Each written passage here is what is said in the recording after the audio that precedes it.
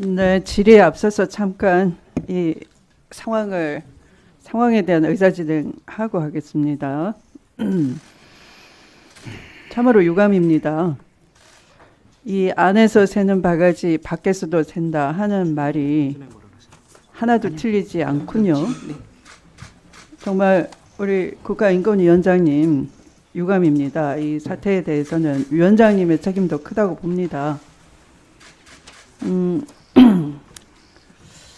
그래서 위원장님께서 좀 이 상황을 좀 정리를 하실 필요가 있다라고 봅니다. 상임위원이 지금 국회에 와서 의사 진행을 방해하면서 본인의 그 법률 주관적인 그 법률 의견을 자꾸 피력을 하시는데요. 내란이 좁은 의미로는 형법상의 내란죄에 해당하는 것은 지금 기소가 됐고 관련자들이 내란 수괴를 제외하고는 먼저 선행 기소가 돼서 재판을 받을 것 같고요. 그것은 굉장히 좁은 의미의 내란죄라고 할 수 있습니다. 그러나 국가인권위원회는 지난번의 내란 상태로 인해서 위험에 빠질 뻔했던 국가기관의 마비 상태 또는 국민의 기본권 침해 야기 상태 이것에 대해서 의견 피력을 당연히 하셨어야 되는데 안 하신 채로 이 자리에 오셨습니다. 그리고 아마 많은 의원님들이 그것을 현안 질의로 하실 것 같고요. 그런 상황에서 내란 수괴는 현재까지도 그 대한민국의 사법 체계나 헌법을 부정하고 저항하고 있고 밖에서 지지자를 선동하고 있는데 하물며 국가인권위원회 정치 발언을 하고 있습니다. 내란 상태가 종식이 됐으므로 내란 선전 선동이라고 하는 지적은 부당하다라는 주관적 소견을 계속 피력하고 있습니다. 광의의 내란 상태는 지금도 이어지고 있다고 봅니다. 대통령이 파면되기까지 계속 소란 행위는 지속될 것이고 파면 선고되기 전까지는 사실은 계속 이 정치권이 이 상태로 지지자를 선동해 될 겁니다. 그걸 광의의 내란이라고 표현할 수도 있는 겁니다. 그런데 여기 와서 사실은 이 국민의힘과 같은 논리로 정치 발언을 계속하면서 맞서고 있고 소란 행위를 하면서 위원장의 사회 지휘에 따르지 않고 있는 겁니다. 거기에 대해서 의견을 피력해 주시고 이 상황을 다양한 방법을 통해서 정리해 주셨으면 좋겠습니다. 더 이상 떠들지 못하도록 질문하도록 하겠습니다. 네. 한번 제가 그 영상물을 틀어보도록 하겠습니다. 이것은 국가인권위원회 차원에서는 이 부당한 명령 압박으로 경호처 직원들이 의무 없는 일을 당하고 있고 직권남용에 해당하는 인권 침해 사안이라고 보기 때문입니다. 들어주십시오.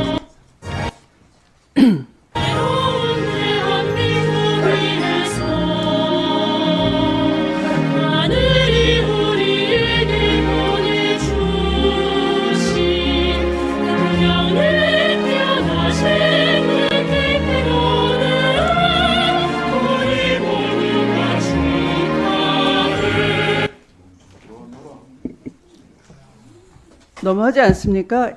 이런 노래를 부르게 하고 강요된 상태에서 이런 노래를 부를 수밖에 없던 사람들이 총이 안 되면 칼이라도 들으라 라는 이 내란 수괴의 지시가 있었고 아마 이분들은 굉장히 심리적 압박 속에 놓여 있었을 것 같습니다. 여기에 대해서 어떻게 생각하는지 나중에 답변 주시기 바랍니다.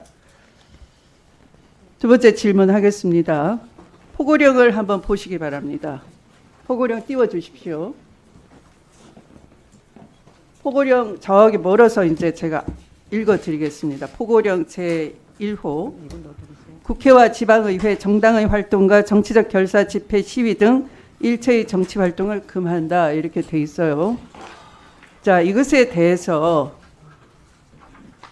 공소장은 이렇게 표현했습니다. 포고령 제1항은 헌법상 입법권을 가지는 국회의 기능을 완전히 정지시켜 사실상 폐지하는 것과 같고, 이는 대한민국의 통치 구조와 체계를 파괴 또는 변혁시키려는 것이며, 아울러 정당 활동의 자유, 집회 결사의 자유를 완전히 침해하는 것이다. 이렇게 표현되어 있습니다. 그런 이 공소장의 의견에 대해서 어떻게 생각하시는지 답변 주시기 바라고요. 세 번째 질문하겠습니다. 포고령 3항 또 한번 보시기 바랍니다. 읽어드리겠습니다. 모든 언론과 출판은 계엄사의 통제를 받는다. 네. 포고령 4항 사회 혼란을 조장하는 파업, 폐업, 집회 행위를 금지한다. 자, 포고령 5항 전공의를 비롯하여 파업 중이거나 의료 현장을 이탈한 모든 의료인은 48시간 내 본업에 복귀하여 충실히 근무하고 위반 시는 계엄법에 의해서 처단한다. 네. 자, 그리고 이상의 포고령 위반자에 대해서 영장 없이 체포구금 압수수색할 수 있으며 계엄법에 의해서 처단한다 이렇게 표현을 하고 있습니다. 이 위원장님 아까 업무 보고에서 계엄 선포로 야기된 국가적 위기 극복 대책 근거안 이것이 전원위원회가 개최되지 않아서 상정되지 않았다 이렇게 표현하셨는데요. 이걸 핑계로 내란 수계에도 인권이 있지 않느냐. 내란 수계의 지지자를 선동하면서 사법 체계를 부정하고 관제해서 농성하고 있는 그런 상황에서 이것을 현안으로 올리려고 한 인권위원회가 지금 제가 읽어드린 이 포고령에 대해서 어떤 입장을 갖고 계시는지 답변 주시기 바라고요. 계엄법을 잘 살펴보시더라도 전면적으로 영장주의를 배제하게 돼 있지 않습니다. 이미 12.12 내란 사태에 대해서 과거 대법원 판례는 전면적으로 영장주의를 배제할 수 없다라고 명백하게 판시를 했고요. 또 위원장님께서는 헌법재판관을 하셨기 때문에 그 누구보다 이 법리를 잘 꿰뚫고 계시리라 보는 것이고요. 설령 이 계엄이 요건과 실체적 요건과 절차적 요건을 이번 계엄은 갖추지 않았습니다. 공소장도 그렇게 보고 있고요. 실제 그러한 것 같고요. 네. 만약에 계엄 요건을 다 갖추었다 하더라도 이 일부 내란 외환죄나 살인 강도죄 같은 경우 일정한 제목에 한해서 1분만 더 넣어주시면 마무리가 되겠습니다. 네, 1분 더 넣어주시고 마무리해 주시기 바랍니다. 네. 일부 죄에 관해서 군사법원 재판권으로 한정하고 있지 이렇게 전면적으로 영장주의를 배제한다든가 전면적으로 이 계엄법에 의해서 모든 것을 처단한다 이렇게 돼 있지는 않거든요. 이런 엄청난 포고령을 두고서 하마터면 국회가 계엄 해제를 하지 않았더라면 성공한 쿠데타라고 우기면서 새로운 이 헌정 질서를 배제한 통치 구조를 전면적으로 재구조화하려고 했을 겁니다. 가장 위기에 빠진 우리 국민의 기본권에 대해서 어떤 견해를 가지고 계시는지 답변 주시기 바랍니다.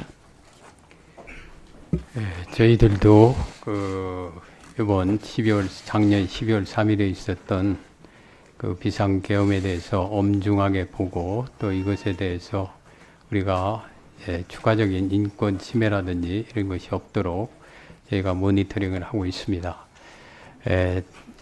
구체적으로는 그 비상계엄이 위헌이다, 위법이다 또는 그 내란죄가 성립한다 여부에 대해서는 향후에 헌법재판소나 법원의 판단에 의해서 이것이 명백하게 나타날 것으로 기대하고 있습니다.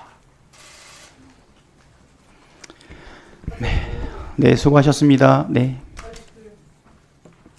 우리 경호처 직원들의 직권 남용에 대한 피해에 대해서는 어떻게 인권적 피해에 대해서는 어떻게 생각하십니까? 그거는 저희가 구체적으로 확인을 못했는데요.